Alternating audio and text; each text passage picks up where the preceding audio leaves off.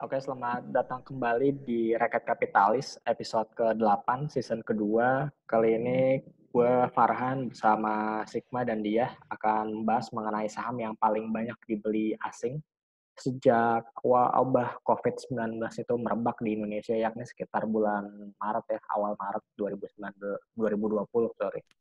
Hari ini Julio gak bisa hadir karena entah mengapa dia malah gue semalam-malam gini. Gue gak ngerti. Dia tadi kayaknya ke Senayan ya. Nggak tahu juga sih. Itu dia nggak kena PSBB apa gimana, gue nggak ngerti deh. Kok bisa selonggar itu ya? Iya, iya makanya. Gue bingung ya, rumah dia di Pamulang nggak bisa nyampe ke situ, gimana ceritanya coba? Oke, langsung aja kita lanjut. Saham yang paling banyak dibeli dan dijual oleh asing. Ini 5 saham yang paling banyak dibeli dan dijual oleh asing sejak tanggal 2 Maret 2020. Yang net buy yang paling banyak sejak tanggal 2 Maret tanpa diduga-duga, yang pertama adalah MDKA, yakni PT Merdeka Cooper Gold. Net buy-nya 227 miliar. Yang kedua itu adalah BNLI, Bank Permata 149 miliar, Adaro 97 miliar, Inco 83 miliar, dan yang terakhir nih LPPF 35 miliar. Ini kayak LPPF baru kemarin-kemarin aja deh untuk net buy asingnya kayaknya sih. Gue ngeliat Oh, awal, akhir-akhir ini aja iya gitu ya. akhir-akhir di bulan Mei ini aja pas harga sahamnya naik lumayan signifikan terus dibanting lagi sih. Kayaknya baru kemarin-kemarin ini aja. Terus Apa mau kalau dekat-dekat Lebaran ya? kagak ngaruh, Mak, pada tutup semua, asli dah. Kagak ngaruh. Iya, Itu emang market maker-nya mau naikin aja kali. iya soalnya kan ya nggak tahu sih. Lebih seneng belanja di Matahari aja gitu kalau dekat-dekat Lebaran. Iya, cuman kalau online store-nya gue kurang tahu ya. Kalau offline store-nya nggak ada yang buka sama sekali. Setahu gue di daerah Jabodetabek. Hmm. Terus kalau BNLI, ini kalau nggak salah kan si Astra ini mau ngelepas si Bank Permata ini kan, seingat gue. Mau ngelepas dualismenya Ah, sama Standard Charter. Dia juga, hmm. ingat gue dia mau dibeli Bank Thailand. Cuman kayaknya sih masih ongoing deh prosesnya. Gue kurang ngerti apakah udah selesai apa belum. Kayaknya sih masih ongoing. Gue nggak tahu Oke. ini Bank Permata dibeli di harga berapa, belum jelas segala macem. Jadi mungkin karena ada spekulasi kayak gitu, mungkin aja bisa aja asik masuk di net buy di sana. Kalau Hmm. misalnya kita net sell, ya udah pasti lah ya, ini dari 5, 4 isinya bank semua. Bank terbesar di Indonesia, 4-4. Hmm. Satunya Astra. BR, Big cap semua lah ya. iya, backup semua udah. Ini udah Ah, bener-bener udah wassalam lah ini. Jadi yang pertama ah, itu net sell yang paling besar tuh BRI ya, 5,6 triliun. ah. BCA 2,2 triliun. Astra itu 1,6 triliun, BNI 1,4 triliun, 1,35 triliun. Yang terakhir tuh Bank Mandiri 1,067 triliun. Jadi Hmm. ya bisa kita bilang ya emang waktu pas ISG turun ini ya saham-saham big caps-nya dihajar semua tanpa tanggung-tanggung. Iya sih. Tapi yang gue heran kok Mm-hmm. itu ada sama Inco bisa jadi net buy ya. Gua nggak ngerti deh tuh. Kalau net buy segala macam. Kalau MDKA masih oke lah. Nanti kita akan bahas sih nanti kita bahas siapa itu MDKA. Mungkin banyak yang belum tahu juga MDKA kan perusahaan yang baru listing ya. Berapa tahun Hmm. yang lalu listing terus baru tahun kemarin kalau nggak salah harga sahamnya naik cukup signifikan. Iya, oke. Nah, selanjutnya ini udah berubah ya kalau indeks weight-nya sebelum dan saat terjadinya COVID-19. Kalau Hmm. di indeks weight di 2 Maret itu kan masih ya BCA, BRI, Telkom, Bank Mandiri, UNPR. Pas tanggal Hmm. 13 Mei atau sekitar 2 bulan kemudian itu udah berubah. Ih, Si, oke. si BCA tetap Unilever. pertama, Unilever kedua, Aduh. Telkom ketiga, BRI keempat, HMSP kelima. Jadi ada ini ya, si Bank Mandirinya hilang, yang masuk justru Hmm. HMSP dan Unilever yang menyodok posisi kedua. Emang tipis sih antara Telkom sama Unilever sama BRI 598, 5,94 sama Ah, 5,73. Tapi at least BRI karena jatuhnya sangat dalam ya, bayangin dari indeks weight-nya 7,84 ke 5,73 itu lumayan jauh banget iya. sebenarnya. Pada Dan rebalancing semua ya. coba mungkin banyak yang belum tahu indeks weight itu apa sih sebenarnya? Index weight itu berarti ini saham-saham yang punya weighting mayoritas di IHSG sih. Jadi sekarang kan berarti BCA nih yang paling gede weightingnya tuh 11% di IHSG. Disusul Unilever sampai HMSP sendiri 3,7% weightingnya di IHSG. Itu Nah, sih. jadi misalnya tuh kalau misalnya si BCA-nya turun atau naik, nah kemungkinan besar karena bobotnya si BCA itu sekitar 11%-an terhadap ISG, maka naik dan turunnya saham BCA pasti kemungkinan besar akan berpengaruh terhadap ISG. Total market cap ISG itu sekarang kalau nggak salah tinggal 6.000 triliun atau 5.000 triliun itu. Nah, si 10%-nya dari 11%-nya dari market cap-nya ISG itu dipegang sama BCA, berarti sekitar ya 500 triliun ya. 500 Iya, sampai 600 triliunan lah market cap si BCA itu. Jadi 11% dari iya, jadi emang perubahannya nyata banget Unilever yang emang kita di episode keberapa ya? Gue lupa antara 13, 14 apa berapa gitu. Itu kita udah pernah bahas kan waktu itu saham Unilever yang ternyata tahan banting banget di tahun 2008 kemarin, 2013, 2015. Dan dia nunjukin lagi bahwa dia emang tetap bertahan di posisi yang saat saham-saham yang lain, bank yang lain terpuruk, dia tetap naik akhirnya. Malah market cap-nya naik ya, index weight-nya maksudnya. Iya. Dari Oh, 4,25 ke 5,98. Lumayan banget ya sebenarnya. kelihatan shiftingnya di ini kan saham-saham yang apa sih namanya? Istilahnya yang Consumer. tahan lah. Heeh, yang lebih tahan goncangan gitu industrinya. Ya, industrinya. Dan sebenarnya ya itulah gambaran umum dari para fund manager pada para apa ya pelaku pasar modal yang punya modal yang besar itu dia arahnya kemana ya kelihatannya Mm-mm. dari sini ya. Mm. Sama Telkom juga sebenarnya naik tipis kan itu ya Iya, weightingnya. Telkom naik tipis Mm. weightingnya. Iya, Dan orang-orang di rumah ya lebih banyak lebih pakai pakai internet ya. internet. Mm. Si MSP juga nyodok ke atas ke 5. Sebelumnya kan di bawah tuh. Mm. Tapi kita ini nggak tahu ya maksudnya yang tanggal 2 Maret itu dia weightingnya segitu juga atau berapa gitu. Oh iya, kan ini pada Mm. turun semua ya soalnya ya weightingnya ya. Uh, Jadi jadi 5%. Bisa aja bisa masih jadi emang gitu-segitu tetap. aja. Iya, memang Mm. tetap ya. Iya, ya, betul, betul, betul, betul, betul. Langsung aja kita ke top 5 market cap performance. Ini Unilever dari awal tahun 2020 ya, minus Mm. 1,79. Ini gua agak kesangsi ini datanya bener apa enggak ya. Tapi mudah-mudahan ini benar ya. BRI ini minusnya 43%, kemudian BCA minus 23%, Telkom minus 20%, dan HMSP minus MSP. 18% dari awal tahun. Jadi pas Oh. Maret kemarin itu kelihatan kan semua ngedrop, kemudian rebound, Mm. dan Unilever yang reboundnya kencang, kemudian Iya. saham BRI rebound sedikit, kemudian turun lagi, nggak tahan, tapi saham Telkom sama ya yang masih agak bertahan ya, masih agak Mm. bertahan. Emang nggak sebaik si Unilever sih yang mampu reboundnya kencang banget. Iya, ini kayaknya emang dari sekitaran awal Mei saham-saham consumer ini mungkin emang baru pada rebound kali ya. Yang ini sih kan baru kelihatan Unilever sama HMSP doang sih. Nggak tahu yang lain kayak Ralls atau Gudang Garam.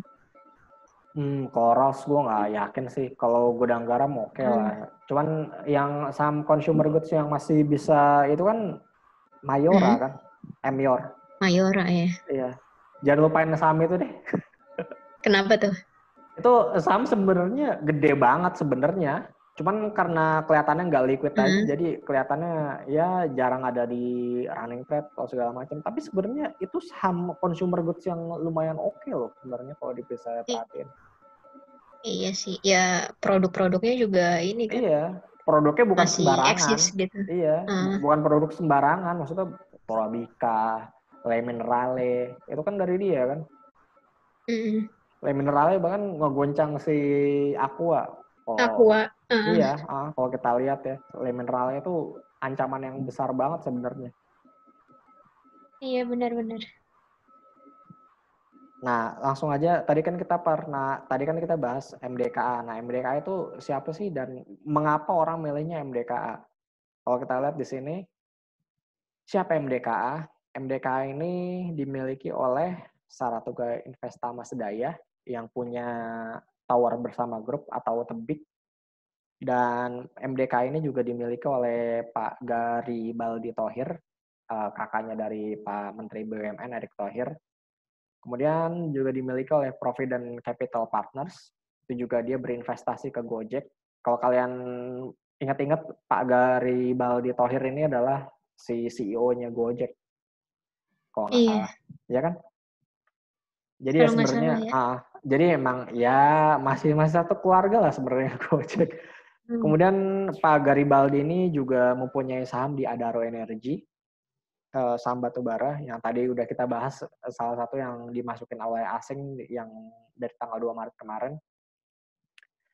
Nah, PT Merdeka Copper Gold ini adalah perusahaan induk dengan anak usaha yang bergerak dengan kegiatan usaha pertambangan meliputi eksplorasi dan produksi emas, perak, tembaga, serta mineral terkait lainnya, serta layanan pertambangan. Dia punya 5 aset utama, yakni 7 Bukit Copper, Pani Joint Venture, Wetar Morowali Aset Iron Metal, 7 Bukit Gold, dan Wetar Copper. Jadi dia punya tambang. Gue kalau bisnisnya kurang begitu paham, cuman kalau dari segi existing shareholder-nya ya lumayan tahu lah siapa-siapa orangnya.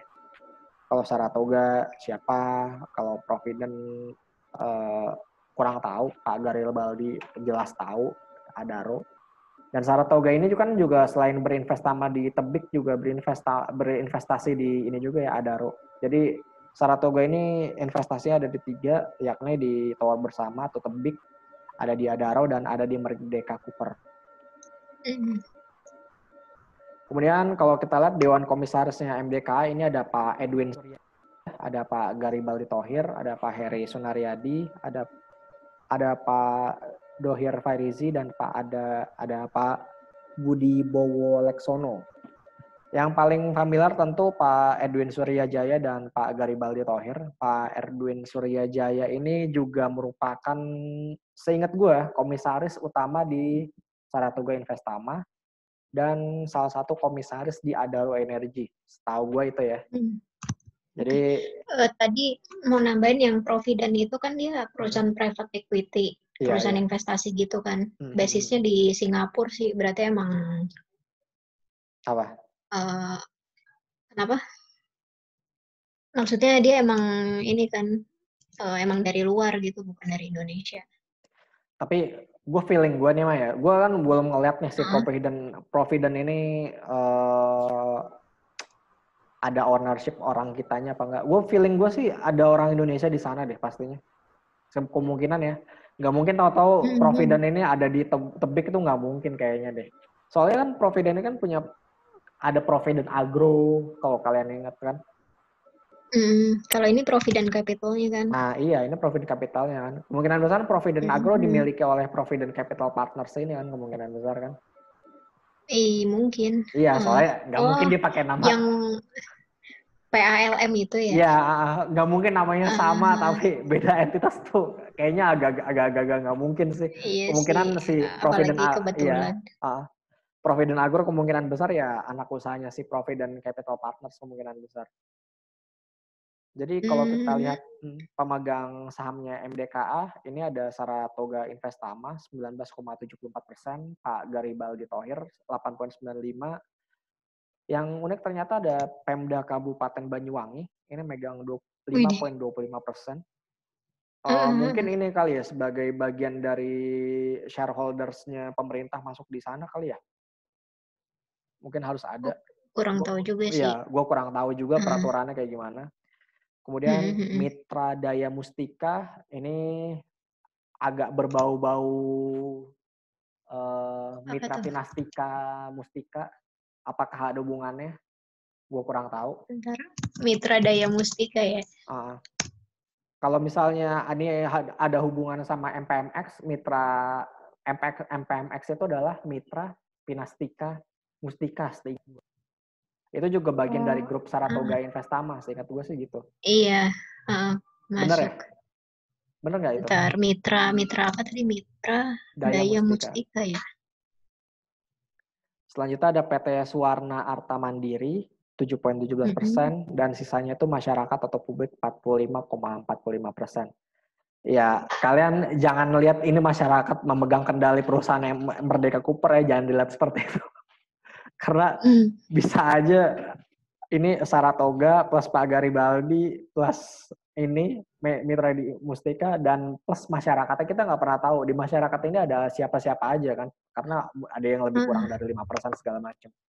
Bisa aja yang kurang dari 5% ini ada banyak dan ternyata bisa bagiannya dari para pemegang ultimate shareholder juga sebenarnya, bisa aja kayak begitu. Jadi kalau kalian pengen tahu, ya Merdeka Cooper ini siapa sih? Ya Merdeka Cooper ya bagian grup dari Saratoga Investama sebenarnya.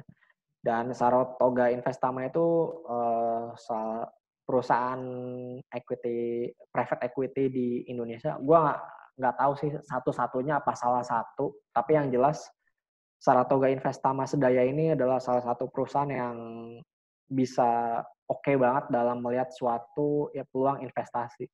Itu sih yang gue salut dari Saratoga ini.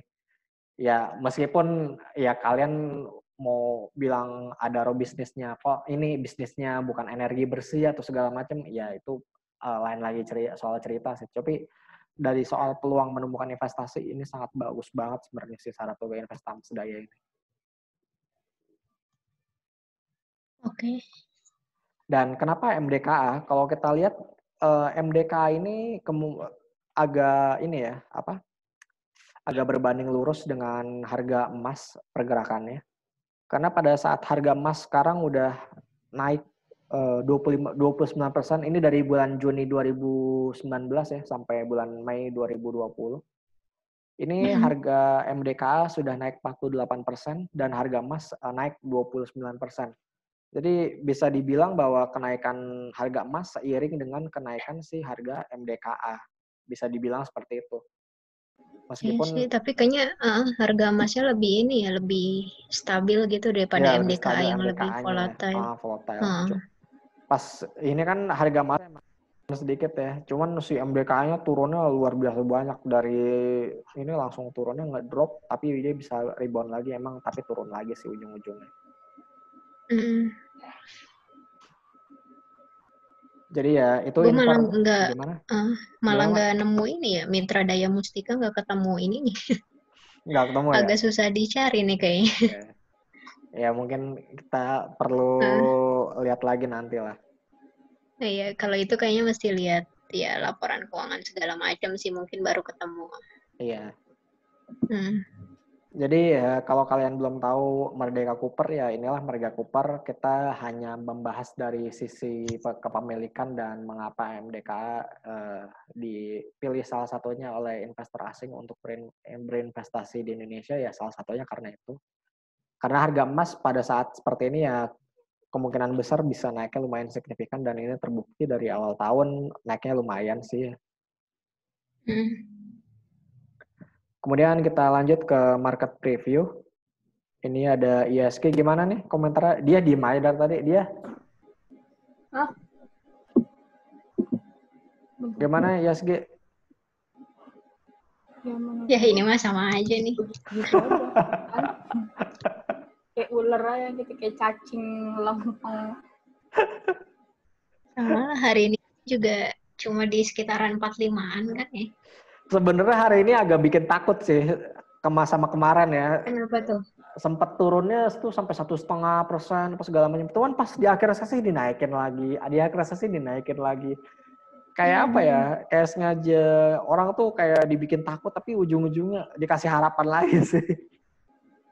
Iya, ya biar dia ditahan segitu-segitu dulu aja mungkin. Iya, tapi meskipun kayaknya kelihatan ISG 2 hari terakhir turun, sebenarnya belum nyampe ke level 4495 ya, masih bisa bertahan di atas 4495. At least dia masih bisa bertahan di garis support sebelumnya ya di 4495 ini. Jadi meskipun kelihatannya minggu terakhir kan belum belum tembus di bawah 45 juga kan seminggu Iya, terakhir ini. Jadi ya meskipun kelihatannya penurunannya serem gitu kelihatannya, tapi at least ternyata ya dia mampu masih bertahan di atas 4.500-an. Iya kan? Sampai detik ini. Tapi gue lebih Iya. kayak Gimana, Di? PHP gitu. Kurang deket, Di. Suaranya agak jauh.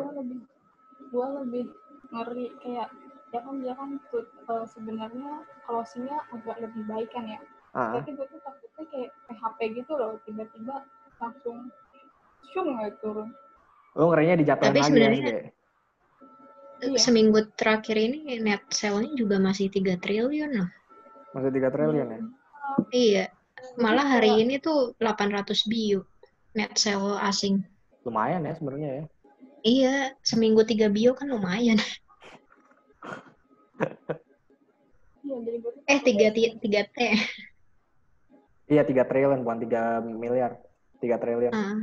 Itu lumayan juga sih sebenarnya dalam waktu seminggu jual 3 triliun tuh lumayan besar sebenarnya. Iya. Tapi ya kalau kita lihat dari awal tahun ya memang iya sih udah terus dibuang terus sama asing. Nanti asing buyback lagi terus jual lagi, buyback lagi terus jual lagi. Ya kira-kira strateginya seperti itulah. Dan Cuma gimana? sebenarnya ini kan di indeksnya langsung kan. Sebenarnya kalau di mutual fund juga dekat-dekat lebaran nih juga banyak yang redeem sih kalau perusahaan-perusahaan institusi gitu. Iya. Mungkin mereka juga kebutuhan ini kan buat bayar THR segala macam. Iya. Ya mungkin ya ngamanin ini dulu lah. Ngamenin cash flow dulu ya. Iya, ke cash. Tapi kalau yang SAP ya kalau gue perhatiin juga lumayan. Hah, yang SAP lumayan di? Iya, yang SAP malah lebih. Bentar. Gue share dulu. Ini berarti di masa kayak gini yang subscribe juga lumayan banyak berarti subscribe reksadana berarti. Iya. Kira-kira ini yang subs tuh retail atau gimana? Yang SAP sih retail, tapi retailnya juga lumayan sih. Kan retailnya receh-receh dikumpulin kan.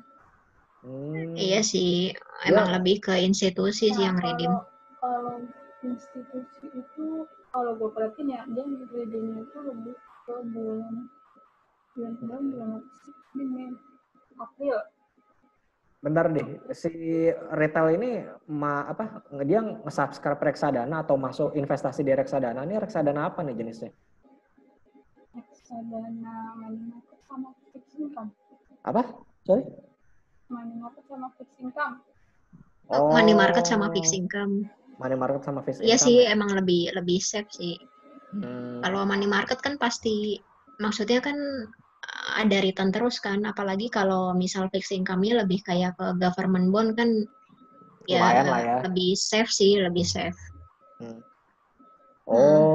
Berarti tapi investor retail juga masih belum confidence ya masuk ke reksadana saham berarti ya? Kalau saham iya kayaknya kurang deh. Memang kayaknya dia lebih beralih kayak ke fixed return deh. Maksudnya ke yang return kayak money market kan ya ada pergerakan lah ya daripada dia nganggur aja gitu kan. Tapi di bentar. Tapi ada nggak yang subscribe reksadana saham? Ada nggak tapi yang retail? Sedikit ada, tapi sedikit jarang sih. Jarang? Kalau dalam masa turun corona ini ya, SAP jarang. Tapi redeem sih enggak. Mungkin karena dia dikasih nyangkut buat apa di redeem gitu kan. Iya. Oke. Iya juga sih emang. Iya sama sih. Enggak, maksud gue kirain ada yang top up gitu, maksudnya karena lagi keadaan kayak gini ada yang berani top up gitu. Gue mikirnya sih kayak gitu ya. Ternyata mereka tetap ini ya, maksudnya di reksadana money market sama fixed income juga ujung-ujung untuk sementara. Mungkin nanti pas market pulih ya baru masuk ke equity lagi kali nambahin. Jadi untung dari money market masuk ke equity lagi jadinya. Bisa aja kayak gitu kan strateginya. Iya bisa jadi sih. Kalau udah dapet, soalnya kan ya emang sekarang juga pasti banyak yang kayak kena layoff segala macem kan, jadi mereka itu sih yang paling ngeri itu di situ sebenarnya sih, yang kena layoff segala macem. Aduh, itu benar-benar mengerikan sih sebenarnya. Iya. Nah, Jadi mending di cash dulu. Oke, prediksi ini kan hari Rabu ya. Masih ada 2 hari lagi. Ya kita nggak tahu apakah rebound signifikan atau justru turunnya makin dalam. Kalau untuk ya oke lah katakanlah sampai minggu depan hari Rabu atau Kamis minggu depan. Kira-kira bergerak kemana nih berarti IHSG? terakhir itu ya terbuka lain sih. Apa? Kamis sih. Rabu kan ya? Oh, perdagangan terakhir ya? Kayaknya tanggal hari Rabu atau Kamisnya ya? Oh iya, hari Rabu ya kemungkinan ya? Kayaknya sih terakhir. Iya, hari Rabu. Tanggal 20. Kemungkinan sih market bakal sepi ya, kemungkinan ya. Iya. Jadi gimana nih? Apakah IHSG jadi naikin apa diturunin nih? Gue sih turun. Lo turun. Iya, gue 4-4-an deh paling. Lo Sekitaran 4-4-an. Dia berapa? Gua 4-4-4-3. 4-4-4-3. Waduh, ini pada udah mulai pesimis lagi nih, udah mau akhir bulan. Iya. Gue merasa kayak kemarin-kemarin tuh kayak cuma ditahan-tahan PHP gitu loh, maksudnya buat tahan-tahan, tapi sebenarnya tuh mau turun tapi sebenarnya dia tuh ditahan untuk closingnya tetap di atas gitu. Jadi gue tuh lebih milih kalau lu mau jebol aja deh dulu gitu. Jadi jauh gak usah. Iya sih. Ya, balik aja ke 42. Oke. Berarti kesimpulannya adalah untuk IHSG, Sigma sama dia prediksinya antara 4.500 sampai 4.300 ya. Clear ya? Iya, bisa. Gue pribadi, karena yang lain beres, gue mau nggak mau sih, gue masih tetap optimis ke 4.700 kalau gue pribadi. Kita lihat aja nanti ya gimana. Iya, gimana nanti akhir-akhirnya. Kemungkinan gue bisa salah, seminggu tapi lagi. Iya, seminggu lagi. Kemungkinan besar Sigma sama dia bisa salah juga. Jadi kita lihat kayak gimana. Kalau gue lihat sih masih ada peluang ke 4.000, at least ke 4.700. Oke, demikian untuk Rekat Kapitalis episode ke-18. Jangan lupa untuk follow Twitter kita di Rekat Kapitalis. Kalau ada pertanyaan juga bisa kirim di Twitter kita di Rekat Kapitalis. Dan email kita juga kalau mau ada pertanyaan di rekatkapitalis@gmail.com. Jangan lupa dengerin Spotify kita di Rekat Kapitalis. Dan lupa subscribe dan like YouTube channel kita di Rekat Kapitalis. Gua Farhan, dia, dan Sigma pamit undur diri dulu. Kita akan berjumpa kembali di episode yang berikutnya. Bye-bye.